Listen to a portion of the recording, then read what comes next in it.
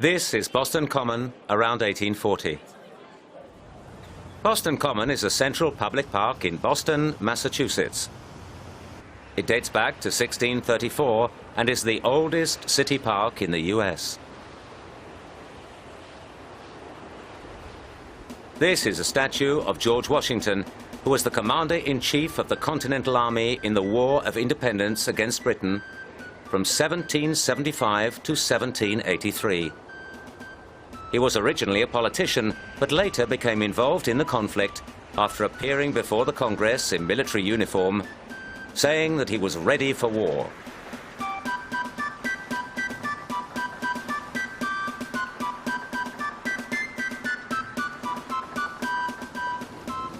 The Freedom Trail is a path, generally made of red brick, that runs from the Massachusetts State House to Bunker Hill and passes through 16 important historic sites from the war. Boston is also important because it was here that the first protests against oppressive British colonial rule occurred, the most famous of which was the Boston Tea Party in 1773, when colonists dressed up as Native Americans and threw large quantities of imported tea on container ships into the sea. The Freedom Trail leads to the Bunker Hill Monument. This commemorates the Battle of Bunker Hill, which took place on June the 17th, 1775. The statue is of Colonel William Prescott, who commanded the American forces at Bunker Hill. Although the British eventually won the battle, they met with strong resistance from the colonists, and the Battle of Bunker Hill is seen as a turning point in the war because it gave the colonists hope. In the end, both sides lost a lot of men. The Bunker Hill Monument was built between 1827 and 1843. It isn't actually on Bunker Hill, but instead on Breed's Hill, where the fighting happened.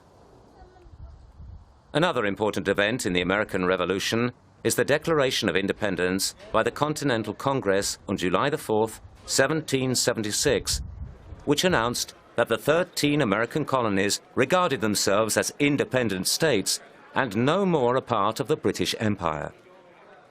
The original signed copy of the Declaration is on display at the National Archives in Washington.